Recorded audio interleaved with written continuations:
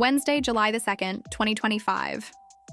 4:18 p.m., United States District Court, Northern District of Georgia. Diddy stepped out of the courtroom into the lingering humid wind drifting in from the parking lot behind the courthouse.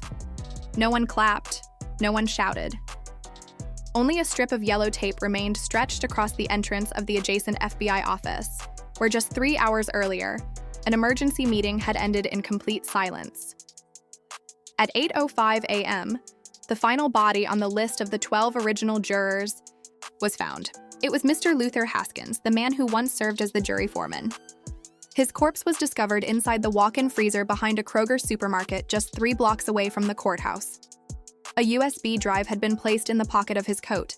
Its contents have not yet been disclosed. By 9:47 a.m., the IY alternate jury was summoned under official order, and precisely at 2:12 p.m., they entered the deliberation chamber. Less than 2 hours later, Diddy was acquitted on all charges. No explanation, no press briefing, no official release. Only one quiet question now lingers across every news headline tonight. Did justice die on the eve of Independence Day? Part T. 1. Court ground air emergency. The morning of July 2, 2025 began with an eerie stillness at the United States District Court for the Northern District of Georgia. No sirens, no crowds pushing through. The granite steps leading up to the main hall were quieter than usual, but the security barriers were thicker. No noise exceeded what was necessary. Everyone present spoke just loudly enough to be heard or didn't speak at all. A thin layer of mist still clung to the ground floor windows as the first administrative employees stepped inside. They weren't required to state why they had arrived early. The trial docket for the day was not made public as it normally would be. Courtroom 4F, rarely used for high-profile criminal cases, was the very first to be sealed that morning. Yellow tape, typically used to mark crime scenes, was this time wrapped around the courtroom's door handle and stretched taut across both ends of the hallway, as if to signal that not even sound should leak out from inside. A media blackout had been issued the night before. No press agency was granted access to film inside. Even the list of attendees was not shared with the press archive department. Human rights organizations were not present. International judicial observers were not invited. The only individuals confirmed to be inside were internal court personnel and those directly tied to the case. No one mentioned Diddy's name in the main hall. Conversations, if they occurred at all, shifted topics immediately when a stranger appeared. The lights on the 4th floor corridor glowed dimmer than usual, but no one requested maintenance. A technician was said to have checked the electrical system on the evening of July the 2nd, but left behind no technical notes. The lighting system still functioned. It simply cast an unnecessarily cold hue. When the defendant was brought in through a side entrance, no one witnessed it directly. No handcuffs, no escort. Footage from hallway cameras captured only a silhouette. From the back. A long, dark gray coat collar raised high, nearly covering the back of the neck. The gait was calm, neither fast nor slow. The face was not clearly recorded by any device, not because it was hidden, but because every camera in the courthouse that day displayed abnormally low resolution at the very frames where the defendant appeared. Inside the courtroom, the new jury had already been seated. No one confirmed who they were, what they did, or where they were from. The only certainty, none of them had ever appeared in any of the case's previously public documents. This replacement was not accompanied by any press release, no documentation from the Department of Justice, no internal notice to court staff. Some believed they were an emergency deployment team. Others put it more simply. They were just told to sit in the right seats. While opening procedures for the trial were underway, an unofficial message leaked from the internal judicial system. The final body among the original 12 jurors had just been discovered earlier that morning, only a few blocks from the courthouse. According to encrypted records, this person had served as foreperson during the earlier trial that had voted to convict Diddy. Local police were not permitted to approach the scene. The only investigating unit present was an FBI rapid response team. They didn't speak, didn't sign anything, and brought no visible reports.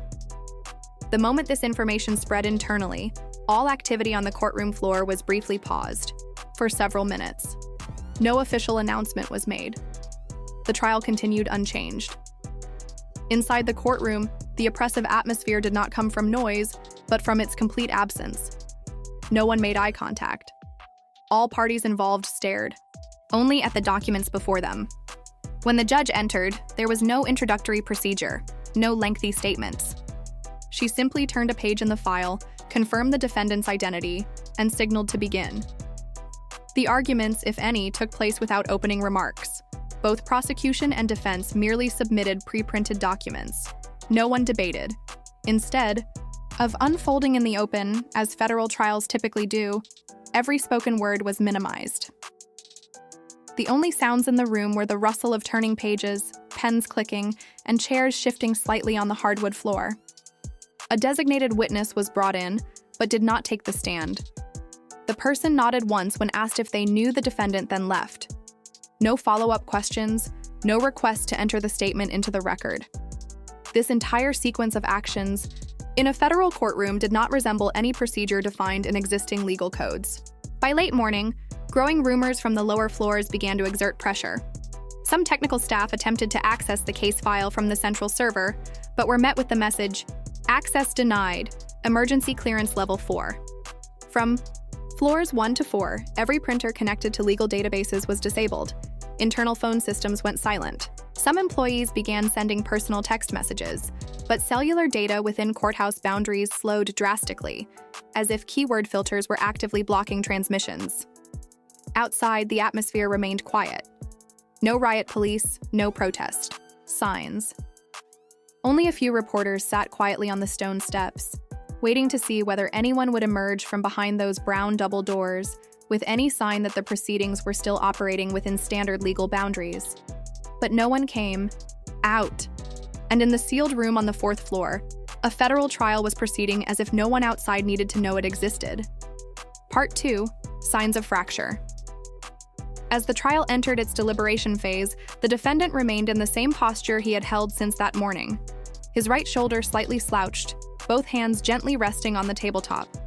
There was no unusual behavior, no signs of fatigue or evident stress, only a stillness that lasted longer than what might be considered normal, as if he were waiting for something that had been foreseen. The defense attorney whispered to him a couple of times throughout the morning. There was no verbal response. Diddy did not nod, did not shake his head, nor did he turn to look. He simply sat there, eyes fixed straight ahead, though it wasn't clear whether he was focusing on someone or on some undefined point along the dark wood-paneled wall. A court recorder seated a few meters away scribbled in the margin of her notes. Not sure if he hears anything, but he doesn't seem like he's actually here. By early afternoon, the atmosphere in the courtroom began to shift. There was no specific disruption, no shouting, no legal objections, but the eye contact among the people in the room started to break down. Those who had been sitting upright from the beginning began to lean back slightly. Someone rubbed their forehead. No one spoke yet. The sense of neutrality that had held earlier could no longer be maintained. It was precisely at the moment the jury was informed to prepare for deliberation that Diddy made his first noticeable movement. He removed his glasses, placed them softly on the table, and closed his eyes for a few seconds. Not long, not dramatic, but long enough that a security officer in the corner of the room subtly unfastened his hand from the retention strap on his holster. When he opened his eyes again, his gaze had changed. It was no longer fixed, no longer still. He scanned the entire room. It didn't resemble a look directed at people nor at any obstacles. His eyes moved from the ceiling to the base of the table, from the hallway to the witness stand, and finally came to rest on a ventilation grate above the prosecutor's desk. It appeared no one else noticed except for a court clerk seated in the back left. She looked up, caught his stare, and immediately looked away. The end-of-day transcript did not mention the event, but on the internal surveillance footage classified and unreleased, that stare was recorded clearly unblinking, unmoving, not a single muscle in his face twitching. As the jury retreated into the deliberation room, Diddy changed completely. He shifted in his seat repeatedly, wringing his hands together, then releasing, then wringing again. His left leg began to tremble faintly. The attorney turned to ask something but received no reply. For the first time that day, he brought his hands up to prop his chin, an action often seen in disoriented defendants, though in his case it felt more like something he had been granted permission to do after holding it in for too long. There was no violent outburst, no loud noises, but his posture began to collapse. His back curved, his head drooped slightly. It was unclear whether from exhaustion or calculation. As a guard walked past to shut the deliberation room door, Diddy suddenly lifted his head and looked directly at the man. He said nothing. He didn't smile. There was no expression of threat, just a brief look, quick, like someone making a mental note of the man's position. There was no visible reaction from the prosecution's table, but a legal assistant in the back opened a laptop and began typing, rapidly. No one knew what was being written. No one could verify. But that person never looked up again until the session ended. A small object slipped from Diddy's suit pocket as he shifted in his seat. A security officer picked it up, didn't ask anything, simply placed it back on the table. It was a silver-gray handkerchief bordered with dark blue, no visible markings. But Diddy did not reclaim it.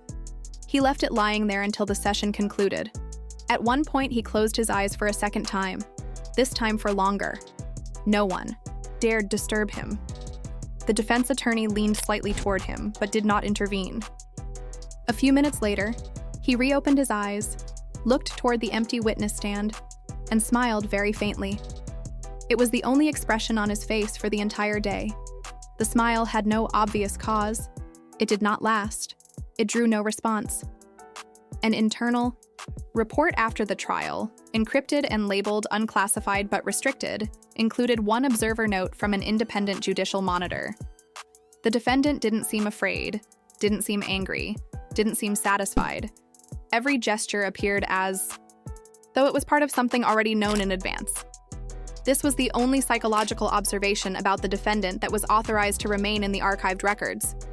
All other information regarding his physical signs, such as pulse, body temperature, or neurological state, was retained on a separate restricted tier. When the door to the deliberation chamber finally shut, Diddy stood up without being prompted. He took 2 steps away from the defendant's bench, then turned back. The judge did not react, nor did the attorney. A security officer raised a hand, gesturing for him to sit down, and he complied. Only one thing failed to return to normal. His gaze no longer faced forward. It remained fixed at a 45-degree angle to the left toward a corner with no people, no cameras, nothing of note. And from that point on, he did not shift his eyes again. That stillness remained all the way until the verdict was announced. Part 3. Those who didn't speak. The verdict was delivered on a piece of paper with no official seal, no header, and no case number printed at the top as required. Just 2 lines of text left aligned in standard font size with line spacing reduced to the minimum. No one double-checked it. No one asked for it to be read aloud. After the judge received the paper from a member of the jury, she nodded, folded it, set it down on the desk, and looked straight at the defendant. The gaze lasted exactly 1 1/2 seconds, after which she spoke 2 brief words in a flat, uninflected tone: "Not guilty." There was no applause, no gasps, no reactions were recorded from any party. The jury members did not turn their heads to look at the defendant. No one glanced toward the prosecution table or the plaintiff's side. They stood up one by one, left their seats, and walked straight out. No conversations, no nods to court staff, no farewells. Nothing in their expressions indicated that a major legal decision had just been made. It was as if what they had done wasn't delivering a verdict, but completing a checklist. A hallway staff member later noted in the internal report, "I couldn't hear their footsteps." Even though they wore leather shoes, the tiled floor gave back no sound. This line was crossed out in red ink in the final archived version. The defendant did not stand immediately. He remained seated, hands on his knees, eyes fixed ahead. The defense attorney leaned in and said something uncaptured by the audio recording. Diddy didn't respond. It wasn't until a security officer made a subtle hand gesture, prearranged signal that he shifted, rose, buttoned his coat, and stepped away from the defendant's table. Ceiling camera footage captured it clearly. His face betrayed no emotion. Chin held just high enough not to be obscured by his collar eyes, never lifting from the floor in front of him. As he passed the jury box, now empty, He paused half a step, but did not turn. Then he continued walking unhurried. One of the court clerks, the only person still seated in the public gallery, lowered her head, clutching a black pen tightly in both hands. After the session, she was granted a 3-day leave of absence with no stated reason. No medical documentation was filed. There was no reaction from the prosecution either. The lead prosecutor remained frozen in his final position, eyes down at the edge of the desk, one hand resting on the case file, neither closing it nor packing up. A legal assistant behind him sat motionless back against the chair, eyes open but unfocused. He left the courthouse after the trial and did not return for 2 weeks. The plaintiff's side had no representative in the courtroom. The attorney representing the victim, Celia Tram, had remained in the hallway throughout the entire trial, but she was not invited in. She was not asked to speak. She was not permitted to read a statement. When the verdict was announced, no one informed her directly. Hallway camera footage captured the moment she stood leaning against the wall, her head tilted up toward the still closed courtroom door. Her eyes did not blink. No audible sigh. One arm held a file pressed to her chest, the other hand resting gently on the stone wall. No one approached her. The atmosphere outside the courtroom gradually changed after the verdict was read. There was no chaos, no crowd, but the remaining individuals in the corridor began to disperse. Several janitorial staff were ordered off the courtroom floor. Security presence was reduced. Only a minimal team remained to monitor the perimeter of room 4F. A technician assigned to audio systems on the trial floor noted the following in the internal log.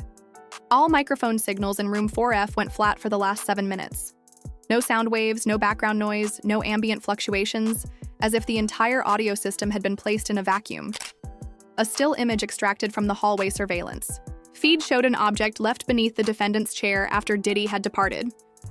It was a folded tissue quartered unstained by sweat lipstick or fingerprints. Inside was a pencil-written line, faint and nearly faded. We did not choose. The item was retrieved classified as internal material. No further action required. It was not entered into evidence. It was not handed over to any oversight authority. A separate maintenance report recorded a brief power dip in the 4th floor hallway lighting system, 2 minutes after the defendant left. No signs of a short circuit. No error codes. The lights simply dimmed inexplicably, then returned to normal after the service elevator doors closed. No one escorted Diddy to his car. No reporters waited at the door. No motorcade followed. He left in a black vehicle with no license plates, windows fully tinted, no visual record of the driver. No one inside the courthouse spoke about the trial. Afterward, those who were present gave no comments, posted no status updates, shared no images. No one debated the verdict, whether it was fair or flawed. No legal op-eds were published. No analysis appeared in any law journal. Only a single sheet of paper. The official verdict was stored in the sealed records archive. Instead of a digital signature, it bore a pale blue ink stamp blurred with no clear agency attribution. And from that afternoon onward, not one member of the jury who delivered that verdict was ever seen again. Part 4, the unsigned files. 4 hours after the trial concluded, the internal storage system of the Northern District of Georgia Federal Court logged the upload of an anonymous file from a temporary IP address. No sender was confirmed. The file contained no malware, it required no decryption. No instructions were attached. The file name consisted of just 3 characters, 4F. The data within was a 22-second video clip, silent, unedited. The angle was skewed as if recorded from an auxiliary device placed behind the juror benches. The footage showed the jury members exchanging no words throughout the entire clip, but at the 17th second, one member identified as seat BT3 raised 2 fingers to their right temple and tapped 3 times. No one reacted. It remains unclear whether this was a habit, a signal, or an unconscious action, but the footage was deleted from the system only 6 minutes after upload. The deletion command came from an account not registered in the system's access hierarchy. No login history was traceable.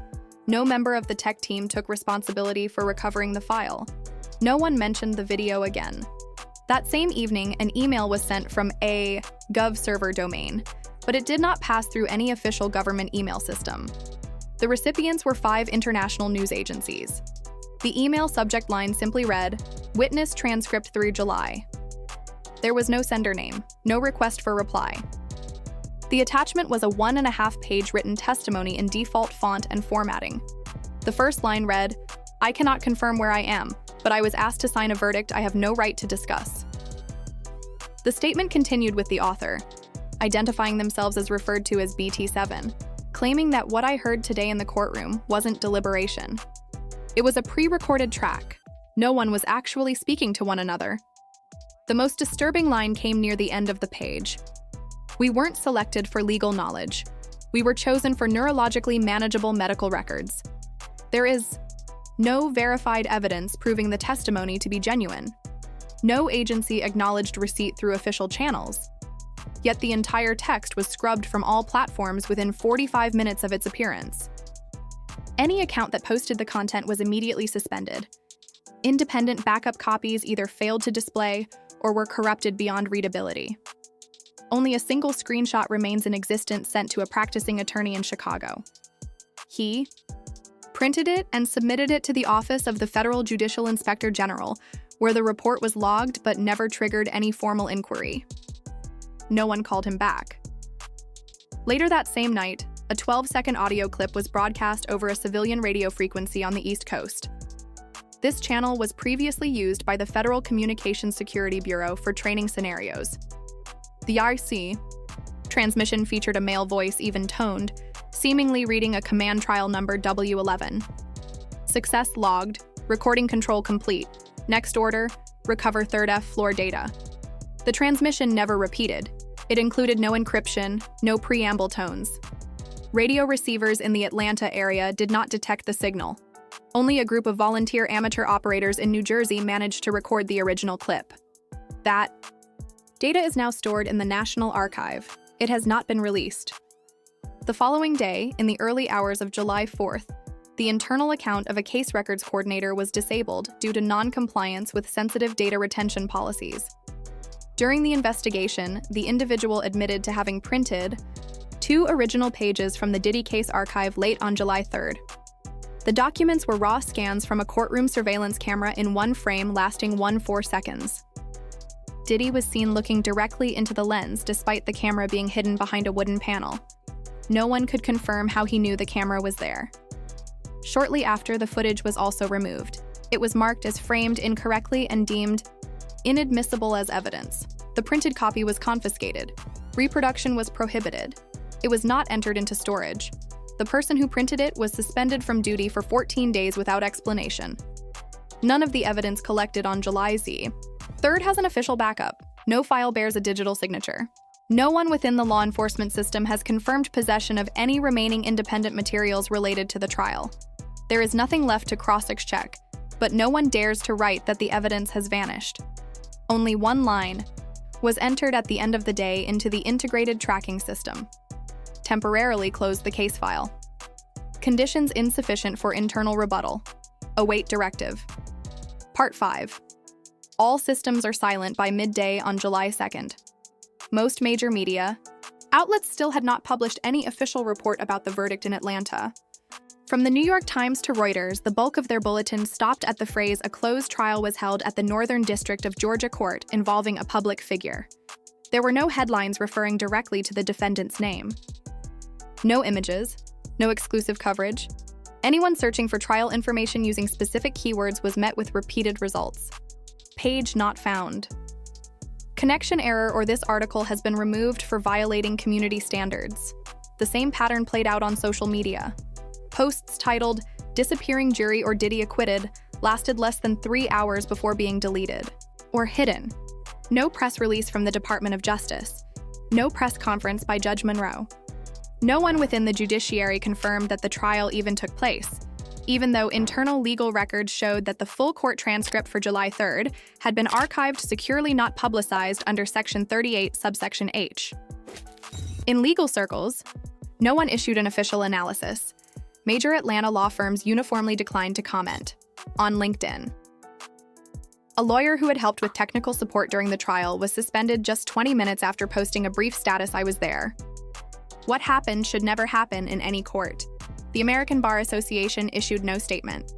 The Federal Justice Watch Center, which observes over 70% of federal criminal trials, refused to render any judgment. A petition calling for the verdict to be reviewed, initiated by a group of civil lawyers in Oregon, gathered 18,000 signatures in 5 hours, then was removed from its platform. All participating email addresses were flagged for identity re-verification. No body confirmed responsibility. Opposition lawmakers, mainly congresspeople and senators who had spoken on judicial reform, remained silent for the first 48 hours. The only indirect remark came from Colorado's independent representative Lucia Neas, posting without tagging anyone. If verdicts become invisible, then the rule of law is hollowed from within. Her office later confirmed the post was edited to align with official speaking guidelines.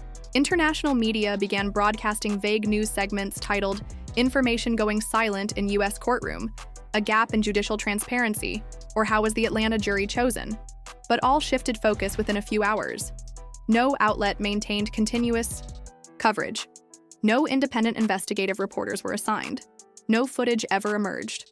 A senior editor at Federal Ledger wrote in an internal newsletter to the editorial board, "The clear impression we were told not to cover this story, not because it's hidden, but because it was designed to be untraceable." No one replied to that email.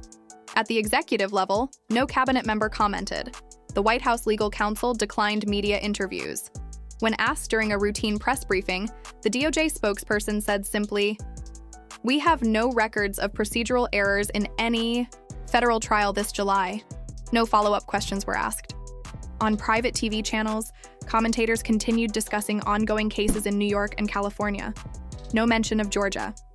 A veteran host who had been following the Diddy trial since the previous year was put on indefinite leave from July 3rd, with no explanation. Over the next 2 days, 3 independent journalists who had published analysis of the original investigation all deactivated their accounts. 2 changed their profile pictures to black. 1 locked theirs entirely. None confirmed. Facing legal trouble? None admitted being warned. Yet their past stories widely shared are now all redirecting to blank pages that read, "Content no longer exists or violates new community standards." A European legal transparency NGO published a brief report. "We are monitoring a pattern of information blackout at a U.S. trial. We do not assert wrongdoing, but the collective silence is beyond normal media behavior." That report was not republished on any American news site. Search engines link only to local cache archives, not shareable. The only recorded counter-response came from a non-journalist or political figure. A data engineer who had worked for the federal court's archival system wrote a 480-word post on his personal self-hosted blog declaring the July 3rd trial data isn't simply secured. It's been pushed outside the logic of government systems. It's not just not public, it doesn't even exist within internal search frameworks. That post was removed after 28 minutes. The domain was locked. By the end of the first week of July, almost nobody was referencing the trial. Diddy's name no longer appeared in national news. Public debate shifted to trade policy, Independence Day, or international events. No organized protests, no post-trial testimony, no official complaints filed in the federal court system. What remains is a blank space in the annals of the justice system. A blank space that every system seems to be guarding, preventing anyone from touching it. Part 6, the data that needn't be named. On July 3rd, a cybersecurity specialist in Seattle received an email from an anonymous address containing a file titled Sync Log 3JUL. The file contained no images or audio, only a log table recording system access times from over 40 independent devices scattered across 6 states, all connecting to the same server ID, US Fed Custody ATL04. This log holds no legal credibility. No one has claimed ownership of the server. No agency is listed in the header metadata. Yet the timestamps align perfectly with the Diddy trial from 080 to 1635 on July 3, 2025. All access points used cloaked addresses, but synchronized precisely millisecond by millisecond. No one can explain why systems from Florida to Illinois would connect to a trial deemed fully internal. No legal archiving authority offers a valid explanation. No database has ever recorded such precise alignment. That same day, a Norwegian NGO specializing in digital security published independent data captured by their electromagnetic radiation sensors deployed at key U.S. government sites earlier this year. Their report states within the Northern District of Georgia courthouse, signal emissions from the fourth floor spiked to 11 times the allowable threshold for 42 minutes, then abruptly dropped back to baseline. This pattern only previously occurred, once during an unpublicized national emergency signal shutdown back in 2012. No one from Homeland Security responded. In Atlanta, a team of traffic camera technicians hired to inspect the city's traffic systems accidentally spotted an anomalous signal between two intersecting frames at Cortland and Gilmer. For exactly 0.2 seconds, the image froze and blurred, as though a contrasting signal had momentarily invaded the feed, creating pixel distortion. Signal analysis revealed that the glitch resembled interference typically used to temporarily disable high-speed recording devices, like those employed in secure courtrooms or classified installations. No one asked why such a signal appeared on a civilian road where high-security monitoring was not authorized. A day later, security systems at two major New York commercial banks recorded unusual transactions from accounts not tied to any civilian customer. All funds moved from accounts within an internal priority group normally reserved for government-sponsored programs. Each transaction carried the notation reorientation operation J7. No bank insider recognized the attached documentation. No audit department could trace the order structure. No comment came from the U.S. Treasury. Meanwhile, a federal info monitoring unit tasked with tracking signs of social unrest filed a 9-page internal report to the Department of Justice. It included one bolded conclusion: there is no evidence of public backlash to the July 3rd trial, because the public was unaware that it took place. This report was removed from the system within 48 minutes. No archived copy, no view history, no internal confirmation that anyone read it. A Georgetown University data scientist analyzing media coverage in early July noted a striking information gap. Over the 72-hour period surrounding the trial, the total volume of U.S. social media discussion on federal justice dropped by 83%. Not due to a holiday, not due to global events, not due to obvious algorithmic adjustment, simply silence. A silence imposed without anyone appearing to prompt it. Elsewhere, a retired Massachusetts judicial inspector who had overseen hundreds of ethics hearings posted anonymously on an internal HIAW staff forum. When every layer in the system collectively looks away at the same moment, it isn't by decree. It signals an unspoken command. A key word that only those who've crossed a certain threshold understand now is the time not to look. No one verified the post's authenticity, but the forum was shut down 30 minutes later. These data points, once isolated, now form an untraceable pattern woven with logic that defies public disclosure. The Diddy case is no longer a case. It has become a link in a chain whose other side remains unknown. Those attempting to cross-verify these data have started disappearing from platforms. Backup files are now encrypted beyond standard protocols. Strange signals from independent servers in Switzerland, Japan, and Israel float untraceable. Nobody says system control, but everything points to a system erasing its own reflexes silently. No response, no accountability, no mobilization. All that remains are rows of dormant data like an underground circuit no longer emitting a biological signal.